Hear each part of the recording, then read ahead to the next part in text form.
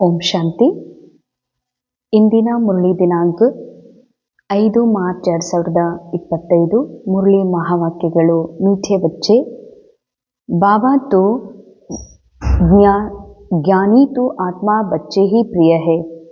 बाबा को तो ज्ञानी बच्चे ही प्रिय है, इसलिए बाप समान मास्टर ज्ञान सागर बनो। ಮಧುರ ಮಕ್ಕಳೇ, ಬಾಬಾರವರಿಗೆ ಜ್ಞಾನಿ ಮಕ್ಕಳೇ ಪ್ರಿಯ, ಅದಕ್ಕಾಗಿ ಮಾಸ್ಟರ್ ಜ್ಞಾನ ಸಾಗರ ಆಗ್ರಿ. ಬಹಳ ಸಿಂಪಲ್ ಆಗಿರುವ ಮಹಾವಾಕ್ಯ, ಆದರೆ ಬಹಳ ಗುಹ್ಯ ಅರ್ಥವನ್ನು ಹೊಂದಿರುವಂಥದ್ದಾಗಿದೆ.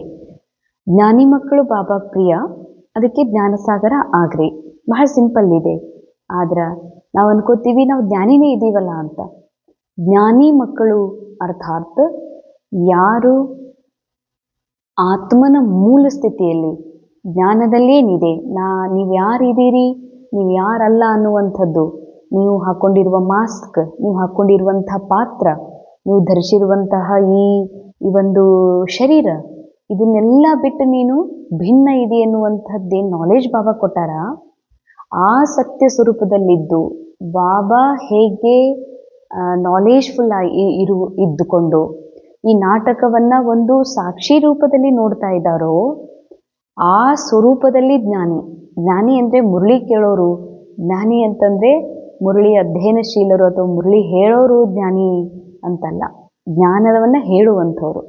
ಆದರೆ ಜ್ಞಾನಿ ಮಕ್ಕಳು ಅಂತಂದರೆ ಹೇಗೆ ಬಾಬಾ ಜ್ಞಾನ ಸ್ವರೂಪದಲ್ಲಿದ್ದುಕೊಂಡು, ನಮ್ಮ ಮೂಲ ಸ್ವರೂಪದಲ್ಲಿದ್ದುಕೊಂಡು ಈ ನಾಟಕವನ್ನು ಸಾಕ್ಷಿಯಾಗಿ ನೋಡ್ತಾರೋ ಅಷ್ಟು ಜ್ಞಾನ ಸ್ವರೂಪರು. ಅಂಥ ಮಕ್ಕಳೇ ಬಾಬಾ ಪ್ರಿಯ. ಅಂದ ಮೇಲೆ ಬಾಬಾ ಹೇಳ್ತಾರೆ ಮಾಸ್ಟರ್ ಜ್ಞಾನ ಸಾಗರ ಆಗ್ರಿ. ಹೇಗೆ ಬಾಬಾ ಯಾವಾಗಲೂ ಹೇಳ್ತಾರೆ, ಜೈಸೆ ಬಾಪ್ ವೈಸೆ ಬಚ್ಚೆ. ಅಂದಮೇಲೆ ಆತ್ಮನಲ್ಲಿ ಪೂರ್ಣ ನಾಲೆಜ್ ಇದೆ, ಆದರೆ ಆ ನಾಲೆಜನ್ನು ರೀಇಮರ್ಜ್ ಮಾಡ್ಕೊಳ್ಬೇಕು ಅಂದರೆ ನಾನು ಬಾಬನ ಸಂಘದಲ್ಲಿ, ಬಾಬನ ಸ್ಮೃತಿಯಲ್ಲಿ ಇರುವುದು ಅತಿ ಅವಶ್ಯಕ ಇದೆ. ಅಂದಮೇಲೆ ಎಷ್ಟೆಷ್ಟು ಬಾಬನ ಸಂಘದಲ್ಲಿರ್ತೀನಿ, ಎಷ್ಟೆಷ್ಟು ಬಾಬಾ ಹೇಳಿದ ಸತ್ಯ ಜ್ಞಾನವನ್ನು ಪ್ರಾಕ್ಟಿಕಲ್ ಯೂಸ್ ಮಾಡ್ತೀನಿ, ನಾ ಪುನಃ ಮಾಸ್ಟರ್ ಜ್ಞಾನ ಸಾಗರ ಆಗಲಿಕ್ಕೆ ಸಾಧ್ಯವಿದೆ. प्रश्न, कल्याणकारी युग में बाप सभी बच्चों को कौन सी स्मृति दिलाते हैं? ಕಲ್ಯಾಣಕಾರಿ ಯುಗದಲ್ಲಿ ಬಾಬಾ ಮಕ್ಕಳಿಗೆ ಯಾವ ಸ್ಮೃತಿಯನ್ನು ಕೊಡಿಸ್ತಾರೆ? बच्चे तुम्हें अपना घर छोड़े 5000 वर्ष हुए हैं, तुमने 5000 वर्ष में 84 जन्म लिए. ಬಾಬಾ ಯಾವ ಕಲ್ಯಾಣಕಾರಿ ಈ ಕಲ್ಯಾಣಕಾರಿ ಯುಗದಲ್ಲಿ ಯಾವ ಸ್ಮೃತಿಯನ್ನು, ಯಾವ ನೆನಪುಗಳನ್ನು ಪುನಃ ಕೊಡಿಸ್ತಾ ಇದ್ದಾರತ್ತಂದರೆ, ಮಕ್ಕಳೇ ನೀವು ಮನೆ ಬಿಟ್ಟು ಪರಂಧಾಮ ಆ ಮೂಲ ಮನೆಯನ್ನು ಬಿಟ್ಟು 5000 ವರ್ಷ ಆಗಿದೆ. ಈ 5000 ವರ್ಷದೊಳಗೆ ನೀವು 84 ಜನ್ಮಗಳನ್ನು ತಗೊಂಡಿದ್ದೀರಿ, ಅಂದರೆ 84 ವೆರೈಟಿ ಪಾತ್ರಗಳನ್ನು ಅಭಿನಯ ಮಾಡಿದ್ದೀರಿ ಅಂತಾರೆ ಬಾಬಾ. ಅಬ್ ಯಹ ಅಂತಿಮ ಜನ್ಮ ಹೇ, ನಿಮಗೆ ಸಿಕ್ಕಿರುವ ಪಾತ್ರ, ನೀವು ಈ ಶರೀರಕ್ಕೆ, ಈ ಪಾತ್ರಕ್ಕೆ ಜನ್ಮ ಸಿಕ್ಕಿದೆ, ಇದು ಕೊನೆಯದು. ವಾನಪ್ರಸ್ಥ ಅವಸ್ಥಾ ಹೇ, ಜನ್ಮನೂ ಕೊನೆಯದು. ಕೊನೆಯ ಜನ್ಮದಲ್ಲಿ ಏನು ಅವಸ್ಥೆಗಳದವ, ರೋಲ್ನ ಅವಸ್ಥಾ, ಬಾಲ್ಯ, ಶಿಶು ಅವಸ್ಥಾ, ಬಾಲ್ಯಾವಸ್ಥೆ, ಯೌವನ, ಈಗಿರೋದು ವಾನಪ್ರಸ್ಥ, ಅಂದರೆ ಪಾತ್ರ ಎಂಡ್ ಆಗುವ ಸಮಯ ಬಂದಿದೆ. ಇಸ್ಲಿಯೇ ಅಬ್ ಘರ್ ಜಾನೆ ಕಿ ತಯಾರಿ ಫಿರ್ ಸುಖಧಾಮ್ ಮೇ ಜಾಯೆಂಗೆ. ಈಗ ಮನೆಗೆ ಹೋಗುವಂಥ ತಯಾರಿ ಮಾಡಿಕೊಳ್ಳೇಬೇಕು. ಯಾವಾಗ ಮನೆಗೆ ಹೋಗ್ತೀವಿ ಅವಾಗ ಮತ್ತೆ ಸುಖಧಾಮದಲ್ಲಿ ಬರ್ತೀವಿ. ಭಲ್ ಗೃಹಸ್ಥ ವ್ಯವಹಾರ ಮೇ ರಹೋ ಲೇಕಿನ್ ಇಸ್ ಅಂತಿಮ ಜನ್ಮ ಮೇ ಪವಿತ್ರ ಬನ್ ಬಾಬಾ ಕೋ ಯಾದ್ ಕರೋ. ಭಲೇ ಗೃಹಸ್ಥ ವ್ಯವಹಾರದಲ್ಲಿ ಇರ್ರಿ, ಆದರೆ ಈ ಅಂತಿಮ ಜನ್ಮ ತಂದ್ಮೇಲೆ ಅಂತಿಮ ಜನ್ಮದಲ್ಲಿ ತಂದೆ ನೆನಪು ಅವಶ್ಯ ಮಾಡ್ರಿ ಅಂತಾರೆ ಬಾಬಾ. ಮುರಳಿಯ ಮುಖ್ಯ ಸಾರ, योग अग्नि से विकर्मों की खाद को भस्म कर पावन बनना है. ಯೋಗ ಅಗ್ನಿಯಿಂದ ವಿಕರ್ಮಗಳ ಒಂದು ಏನು ಕೆಸರಿದೆ, ಕೊಳಕಿದೆ ಅಥವಾ ಜಂಗಿದೆ, ಅದನ್ನೆಲ್ಲವನ್ನು ಸುಟ್ಟು ಭಸ್ಮ ಮಾಡಿಕೊಡ್ರಿ. ಯಾಕೆ ಅಂದರೆ ಯೋಗ ಅರ್ಥಾತ್ ನಿರಾಕಾರ ತಂದೆ ಜೊತೆಗಿನ ಏನು ಕನೆಕ್ಷನ್ ಇದೆ, ಬಾಬಾ ಅಗ್ನಿ ಇದ್ದಾರೆ, ಬಾಬಾ ಒಂದು ಪ್ರಕಾಶದಾರ್. ಆ ಪ್ರಕಾಶದಲ್ಲಿ, ಆ ಒಂದು ದಿವ್ಯ ಪವಿತ್ರ ಅಗ್ನಿಯಲ್ಲಿ ದೇಹಭಾನದ ಎಲ್ಲ ಸ್ಮೃತಿಗಳು, ಸಂಸ್ಕಾರಗಳು ಸುಟ್ಟು ಭಸ್ಮಾಗಿ ಹೋಗ್ಬಿಡ್ತಾವೆ. ಅದಕ್ಕೆ ಬಾಬಾ ಹೇಳ್ತಾರ, ಯೋಗಗ್ನಿಯಲ್ಲಿ ಎಲ್ಲ ವಿಕರ್ಮಗಳನ್ನು ಸುಟ್ಟು ಭಸ್ಮ ಮಾಡಿಕೊಡ್ರಿ. अब वानप्रस्थ अवस्था है इसलिए वापस घर जाने के लिए संपूर्ण सतो प्रधान बनना है. ನಮಗೆ ನಾ ಆತ್ಮನಿಗೆ ಈ ವಿಶ್ವ ನಾಟಕದೊಳಗೆ 5,000 ವರ್ಷದ ಒಂದು ಆ್ಯಕ್ಟಿಂಗ್ನ ಟೈಮ್ ಇದೆ. ಆ್ಯಕ್ಟಿಂಗ್ ಮಾಡ್ಲಿಕ್ಕೆ ಬಂದು 5,000 ವರ್ಷ ಆಗಿದೆ. 84 ಜನ್ಮಗಳು ಪೂರ್ಣಗೊಂಡಿದೆ. ಇದು 84ನೇ ಕೊನೆಯ ಜನ್ಮದಲ್ಲೂ ಕೂಡ ಪಾತ್ರದ ಅಂತಿಮ ಟೈಮ್ ಇದೆ. ವಾನಪ್ರಸ್ಥ ಅವಸ್ಥಾ ಇದೆ. ಅದಕ್ಕೆ ಈಗೇನು, ಈಗ ವಾಪಸ್ ನಾಟಕ ಮುಗಿದ್ಮೇಲೆ ವಾಪಸ್ ಮನೆಗೆ ಹೋಗುವ ತಯಾರಿ ಮಾಡಿಕೊಡ್ರಿ. ಒಂದಿದೆ, ಈ ವಿಶ್ವ ನಾಟಕವನ್ನು ಸ್ಥೂಲ ರೂಪದಿಂದ ಬಿಟ್ಟು ಡಿಟ್ಯಾಚ್ ಆಗಿ ವಾಪಸ್ ಮನೆಗೆ ಹೋಗಬೇಕಾಗಿದೆ. ಎರಡನೇದು, ಅತಿ ಸೂಕ್ಷ್ಮವಾಗಿರುವಂಥ ಘರ್ ಜಾನೆ ಕಾ ಏನು ಮಾತು ಬಾಬಾ ಹೇಳ್ತಾರ, ಇದ್ರೊಳಗೆ ನಿರಾಕಾರ ನಾ ಆತ್ಮ, ನನ್ನಿಂದ ಈ ಮನಸ್ಸು ಅಗಲಿ, ಅಂದರೆ ನಿರಾಕಾರ ಆತ್ಮ ಆಗಿರೋದೇ ಮನಸ್ಸಿನ ಮನೆ. ಇದು ಈ ಮನಸ್ಸು ಮೂಲ ಮನೆಯಿಂದ ಅಗಲಿ ಅನೇಕ ರೀತಿಯ ಒಂದು ಸ್ಥೂಲ ಜಗತ್ತಿನ ಇಲ್ಲಿ ಕಾಣುವಂತಹ ಎಲ್ಲ ದೃಶ್ಯಗಳನ್ನು ರಿಯಲ್ ಅನ್ಕೊಂಡು ಅನುಭವ ಮಾಡ್ತಾ ಇದೆ. ಅದಕ್ಕೆ ಆ ಮನಸ್ಸು ವಾಪಸ್ ಈ ಮನೆಗೆ ಬರ್ಬೇಕು. ಈ ಮನೆಗೆ ಬಂತು ಅಂತಂದ್ರೆ, ಯಾಕಂದ್ರೆ ಇದೇ ಮುಕ್ತಿಧಾಮ. ತೋ ಇಸಿಲಿಯೇ ಸತೋ ಪ್ರಧಾನ್ ಬನ್ನ ಹೇ, ಸಂಪೂರ್ಣ ಸತೋ ಪ್ರಧಾನ ಆಗ್ರಿ ಅಂದರೆ ಯಾರಿಗೆ ಹೇಳ್ತಾರೆ ಬಾಬಾ? ಮನಸ್ಸಿಗೆ. ಈ ಮನಸ್ಸು ವಾಪಸ್ ಮನೆಗೆ ಬರಬೇಕಂದ್ರೆ ಮನಸ್ಸು ಪೂರ್ಣ ಸತೋ ಪ್ರಧಾನ ಆಗಬೇಕಿದೆ. Second point, is ಕಲ್ಯಾಣಕಾರಿ Yug May Baap ಸಮಾನ್ ದುಃಖ ಹರ್ತಾ ಸುಖಕರ್ತಾ ಬನ್ನ ಹೇ. ಇದು ಕಲ್ಯಾಣ ಆಗುವಂಥ ಸಮಯ. ವಿಶ್ವ ನಾಟಕದಲ್ಲಿ ಇದೊಂದು ಟೈಮ್ ಹೀಗಿದೆಯಲ್ಲ, ಸರ್ವರದು ಕಲ್ಯಾಣ ಆಗುವಂಥ ಸಮಯ. ಈ ಸಮಯದಲ್ಲಿ ತಂದೆಯ ಸಮಾನ ದುಃಖ ಹರಣೆ ಮಾಡಿ ಸುಖ ಸ್ವರೂಪ ಸುಖಕರ್ತರು ಆಗ್ರಿ. वरदान, सदा कंबाइंड स्वरूप की स्मृति द्वारा मुश्किल कार्य को सहज बनाने वाले डबल लाइट भव. सदा ಕಂಬೈನ್ಡ್ ಸ್ವರೂಪದ ಸ್ಮೃತಿಯ ಮೂಲಕ ಕಠಿಣ ಕಾರ್ಯವನ್ನು ಕೂಡ ಸಹಜ ಮಾಡುವಂಥ ಡಬಲ್ ಲೈಟ್ ಭವ. जो बच्चे निरंतर याद में रहते हैं वे सदा साथ का अनुभव करते हैं. ಯಾವ ಮಕ್ಕಳು ನಿರಂತರ ನೆನಪಿನಲ್ಲಿರ್ತಾರೆ ಅವರು ಸದಾ ಜೊತೆಯಾಗಿರುವ ಅನುಭವ ಮಾಡ್ತಾರೆ. उनके सामने कोई भी समस्या आएगी तो अपने को कंबाइंड अनुभव करेंगे, घबराएंगे नहीं. ಅವ್ರ ಎದುರುಗಡೆಗೆ ಯಾವುದೇ ಥರದ ಸಮಸ್ಯೆ ಬಂದರೂ ಕೂಡ ಅವರು ಕಂಬೈಂಡ್ ಆಗಿರ್ತಾರೆ ಹೊರತಾಗಿ ಗಾಬರಿ ಆಗೋದಿಲ್ಲ. एक कंबाइंड स्वरूप की स्मृति कोई भी मुश्किल कार्य को सहज बना देती है. कंबाइंड अर्थात ಏನ್ ಕಂಬೈಂಡ್? ನಾ ಆತ್ಮ ಅನಾದಿ ಅವಿನಾಶಿ ಇದ್ದೀನಿ, ಬಾಬಾ ಅನಾದಿ ಅವಿನಾಶಿ ಇದ್ದಾರೆ. ಹೇಗೆ ಕಂಬೈಂಡ್? ಈ ಮನಸ್ಸು ಬಾಬನ್ ಮನಸ್ಸು ಕಂಬೈಂಡ್ ಮೀನ್ಸ್ ಮ್ಯಾಚ್ಡ್. ಬಾಬನ್ ಮನಸ್ಸಿನ ಸಮಾನ ಈ ಮನಸ್ಸು ಯಾವಾಗ ಸ್ವತೋ ಪ್ರಧಾನತೆ ಅನುಭವ ಮಾಡ್ತದೋ, ನಾ ಆತ್ಮ ಇರುವಂಥ ಸತ್ಯದ ಅನುಭವ ಮಾಡ್ತದೋ, ನನ್ನ ತಂದೆ ನಿರಾಕಾರ ಪರಂ ಪಾವನ್ ಪವಿತ್ರ ಇದ್ದಾರೆ ಅನ್ನುವಂಥ ಸತ್ಯವನ್ನು ಸ್ವೀಕಾರ ಮಾಡ್ತದೋ, ಆವಾಗ ಎರಡೂ ಮನಸ್ಸಿನ ಸಮಾನತೆ ಕಂಬೈಂಡ್ ಸ್ವರೂಪ.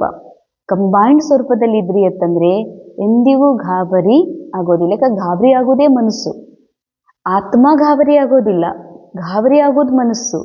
ಯಾಕೆ ಗಾಬರಿ ಆಗ್ತದಂದ್ರೆ ಈ ಮನಸ್ಸು ಮೂಲ ಸ್ಥಿತಿಯಿಂದ ಹೊರಗೆ ಬಂದಿರೋದ್ರಿಂದ, ಮಾಯೆ ರಾವಣನ ವಶದಲ್ಲಿರೋದ್ರಿಂದ, ಈ ದೇಹವನ್ನು ರಿಯಲ್ ಅಂತ ಅನುಭವ ಮಾಡ್ತಾ ಇರೋದ್ರಿಂದ, ನಾ ಸಾಯ್ತೀನಿ ಅಥವಾ ನನ್ನ ವಸ್ತು ಎಲ್ಲ ದೂರ ಆಗಿತ್ತು, ನನ್ನವ್ರು ಅನ್ನುವಂಥವ್ರು ದೂರ ಆದಾರು ಅಂದರೆ ಮಾಡಲಿಕ್ಕೆ ಬಂದ ಸಿಕ್ಕಿರುವ ಆ್ಯಕ್ಟಿಂಗನ್ನು ರಿಯಲ್ ಫೀಲ್ ಮಾಡ್ತದೆ ಈ ಮನಸ್ಸು. ಅದಕ್ಕೆ ಗಾಬರಿ ಆಗಿಬಿಡ್ತದ.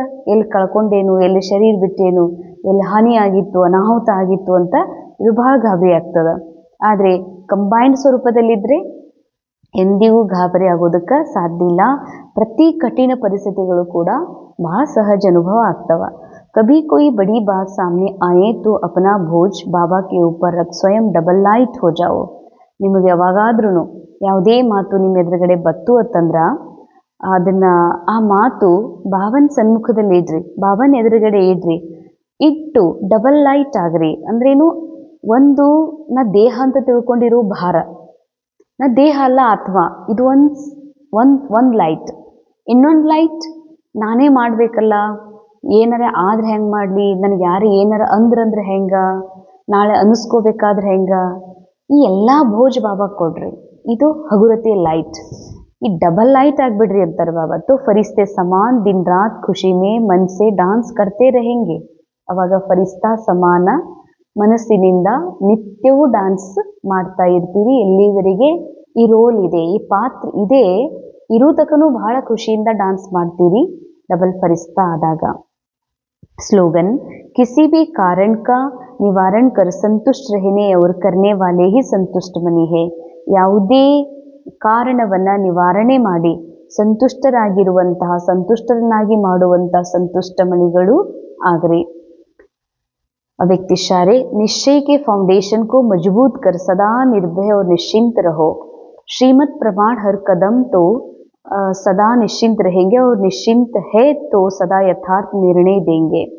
ಶ್ರೀಮತ್ ಅನುಸಾರ ನಿನ್ನ ಹೆಜ್ಜೆ ಇತ್ತು ಅಂದ್ರ, ಬಾಬಾ ಹಾಕಿಕೊಟ್ಟ ಗೆರೆ ಒಳಗ ಅಥವಾ ಬಾಬಾ ಹೇಳಿದ ಆದೇಶದ ಅನುಸಾರ ನಿನ್ನ ಬುದ್ಧಿ ನಡೆದಿತ್ತು ಅಂತಂದ್ರ ನೀನು ಚಿಂತೆ ಮಾಡುವ ಮಾತೇ ಇಲ್ಲ, ನಿಶ್ಚಿಂತ ಆಗಿರ್ತಿ ಅಂತಾರೆ ಬಾಬಾ.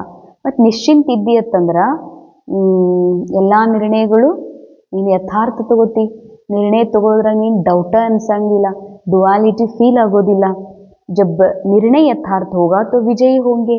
ಮತ್ತು ನಿರ್ಣಯ ಎಕ್ಯುರೇಟ್ ತೊಗೊಂಡ್ಬಿಟ್ವಿ ಅಂತಂದ್ರೆ ಏನಾಗ್ತದ, ಜೀವನ ಸಫಲ, ವಿಜಯಿ ಆಗ್ಬಿಡ್ತೀರಿ. त्रिकालदर्शी आत्मा सदा ही निश्चिंत रहती है क्योंकि उसे निश्चय है कि हमारी विजय हुई पड़ी है. ಬಾಬಾ ಹೇಳ್ತಾರೆ ತ್ರಿಕಾಲದರ್ಶಿ ಆತ್ಮರು ಸದಾ ನಿಶ್ಚಿಂತ ಇರ್ತಾರೆ. ಯಾಕೆ? ಅವ್ರಿಗೆ ಗೊತ್ತಿದೆ ಪಾಸ್ಟ್, ಪ್ರೆಸೆಂಟ್, ಫ್ಯೂಚರ್ ಏನದಾವ ಇವು ಡ್ರಾಮಾದೊಳಗದಾವ. ಇವು ಮೂರರಿಂದಲೂ ನಾನು ಪರ್ಯಾಗಿರುವಂತಹ ನಿರಾಕಾರ ಆತ್ಮ, ನಾನು ನಿರಾಕಾರಿ ಸತ್ಯ ಸ್ವರೂಪದಲ್ಲಿ ಸ್ಥಿತ ಆಗಿ ಯಾವಾಗ ಈ ಮೂರೂ ಕಾಲಗಳ ದರ್ಶನ ಮಾಡ್ತೀನಿ, ನನಗೆ ಹೀಗೆ ಅನ್ನಿಸ್ತದ ನಾನು ಸಂಪೂರ್ಣ ಸೇಫ್ ಇದೀನಿ. ಬಾಕಿ ಈ ವಿಶ್ವ ನಾಟಕ ಏನಿದೆ, ಈ ನಾಟಕದೊಳಗೆ ಹೇರಪೇರಿ ಇದೆ, ನಾಟಕದಲ್ಲಿ ಏನೆಲ್ಲ ಇದೆ ಅದು ಫಿಕ್ಸ್ಡ್ ಇದೆ. ಬನಿ ಬನಾಯಿ ಡ್ರಾಮಾ ಫಿಕ್ಸ್ಡ್ ಇದೆ ಅಂದಮೇಲೆ ಏನೂ ಚಿಂತೆ ಆಗಲ್ಲ. ತ್ರಿಕಾಲದರ್ಶಿ ಸ್ಥಿತಿ ಇಂಥದ್ದಿದೆಯಲ್ಲ, ಇದರಲ್ಲಿ ಯಾವ ಥರದ ಚಿಂತೆ ನಿಮಗಾಗಕ್ಕೆ ಸಾಧ್ಯ ಇಲ್ಲ ಅಂತಾರೆ ಬಾಬಾ. ಅದಕ್ಕನೇ ಅವ್ರು ಹಿಂಗೆ ಅನುಭವ ಮಾಡ್ತಾರಲ್ಲ, ವಿಜಯ ಹುವಾ ಹಿ ಪಡಾ ಹೇ, ವಿಜಯ ಆಗೇ ಬಿಟ್ಟಂಗೆ, ವಿಜಯ ಆಗಬೇಕು ಅನ್ನಂಗಿಲ್ಲ. ಯಾಕಂದರೆ ಸ್ಥೂಲದಲ್ಲಿ ಯಾರು ವಿಜಯ ಬಯಸ್ತಾರ, ಈ ಮಾತಿನಾಗ ವಿಜಯ ಆಗಬೇಕು, ಈ ಕಾರ್ಯದಲ್ಲಿ ವಿಜಯ ಆಗಬೇಕು, ಇದು ವಿಜಯ ಅಲ್ಲ, ಇದು ಆ್ಯಕ್ಟಿಂಗ್. ಪರಿಣಾಮ ಅದಕ್ಕೆ ಗೀತಾದಲ್ಲಿದೆ, ನೀ ಕರ್ಮ ಮಾಡು ಪರಿಣಾಮ ಏನೇ ಬರ್ಬೋದು, ಪರಿಣಾಮದ ಚಿಂತೆ ಮಾಡಬೇಡ. ಯಾಕೆ? ಇದು ಡ್ರಾಮಾ, ಆ್ಯಕ್ಟಿಂಗ್. ಅದು ನೂಂದದು ಮೊದಲೇ, ಅದು ಏನಾಗ್ತದೋ ಅದೇ ಆಗ್ತದೆ.